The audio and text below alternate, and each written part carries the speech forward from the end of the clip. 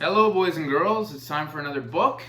This book is called Bad Day at Riverbend, and it's by one of my favorite authors. His name is Chris van Allsburg. He wrote the book Jumanji, which is a movie that some of you might know about. As with all great movies, it was at one time an even better book. So here's another one of his books, Bad Day at Riverbend.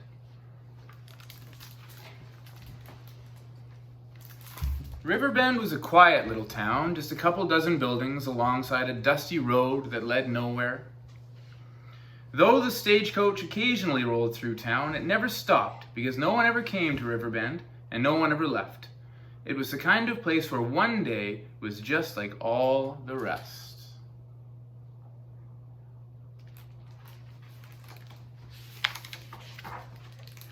But one morning, Sheriff Ned Hardy stood in front of the Riverbend jail and saw something he'd never seen before.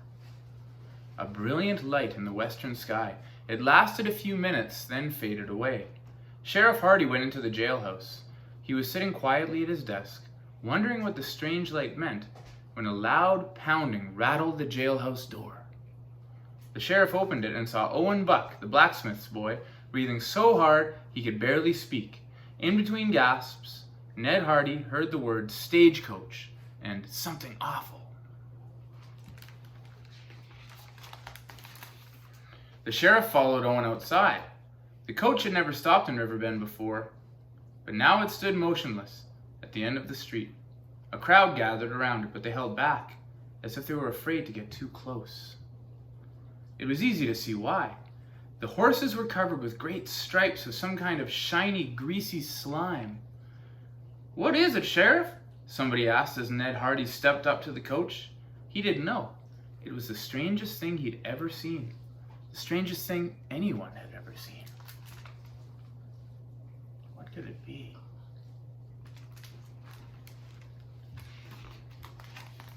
The horses were nervous and breathing hard. They looked terrible. Their smooth white coats scarred with the strange stuff that hung from them in loopy ropes or stuck like stiff wire. The sheriff grabbed a piece with both hands. It was slippery. He gave it a pull, and the horse jerked away and whimpered in pain. Whatever it was stuck to them as sure as their flesh. "Where is the coachman?" Sheriff Hardy asked. "Gone," somebody answered. "The coach came into town without him."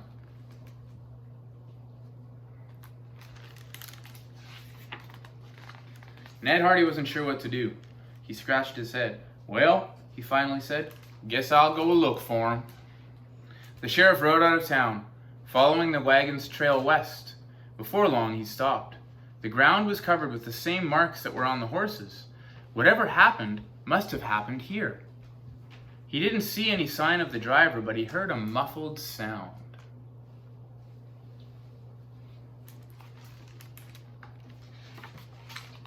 Ned Hardy got off his horse and discovered the coachman sitting on the ground behind a rock. The poor man looked awful. He was covered with the greasy slime. Thick stripes of the stuff ran right across his eyes and mouth. He couldn't see or speak except to mumble.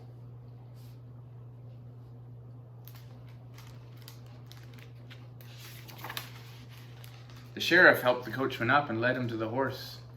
As they rode together back toward Riverbend, Ned Hardy heard the sound of thundering hoofbeats. He rode to the top of a ridge and looked down on a charging herd of cattle. Many marked with the same awful slime that covered his poor saddlemate. When he turned his horse back toward town, he saw the same bright light in the sky he'd seen that morning. It was just beyond the horizon, right over Riverbend. It didn't last long.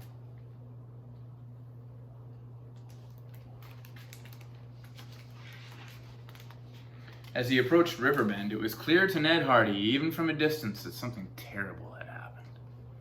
Riding into town, he could barely bring himself to look at the buildings, now covered with the hideous marks and stripes. The sheriff got out of the saddle. The town looked deserted, but when he passed the hotel, someone called out, "Sheriff!" Ned Hardy helped the coach driver down and led him to the hotel.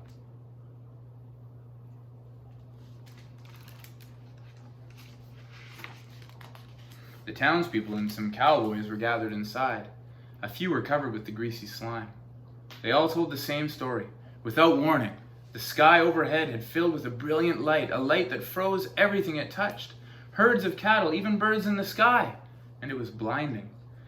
"Like stepping out of a privy and looking straight into the sun at high noon," one of the cowboys said. "Couldn't see a darn thing." When the light passed, they were covered with the greasy marks. "What are we going to do, Sheriff?" someone asked. "We can't spend our lives hiding in here."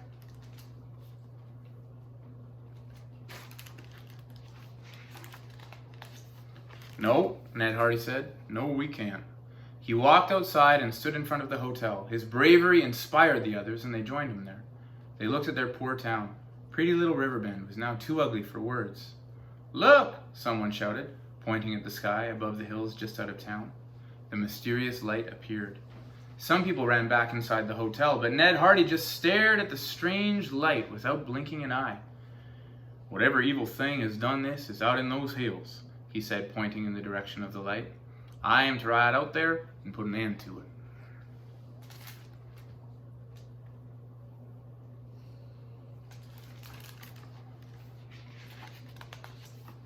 The sheriff left town with a posse of well-armed men. They followed the trail of light.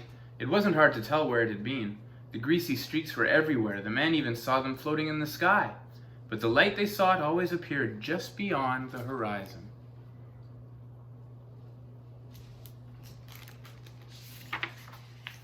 Then they saw the mysterious light shine brightly just over the next hill. The men crawled up the hill, but the light faded away as they peeked over the top. Looking down, the brave cowboys saw something that made them gasp. There was a man standing perfectly still at the bottom of the hill. He was as tall as a cottonwood tree and as skinny as a broomstick. And he looked like he was made entirely of the greasy stuff that now covered the countryside.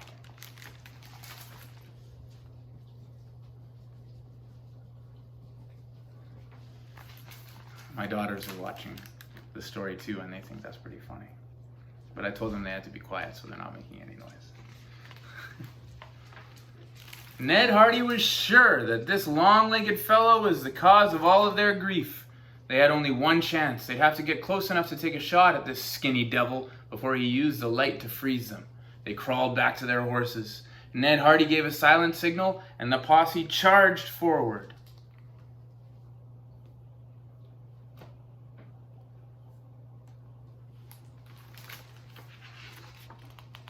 But just as they came over the hill, they were frozen in the bright light that suddenly filled the sky.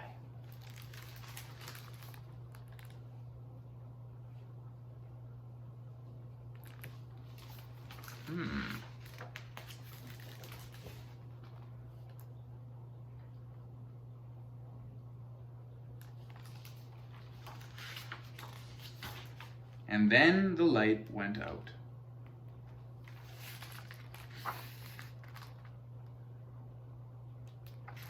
The end. Bad Day at Riverbend. Excellent book. Kind of strange. Hi, boys and girls. Here are some questions about the book. What do you think was going on? And why were some things colored and some things were not?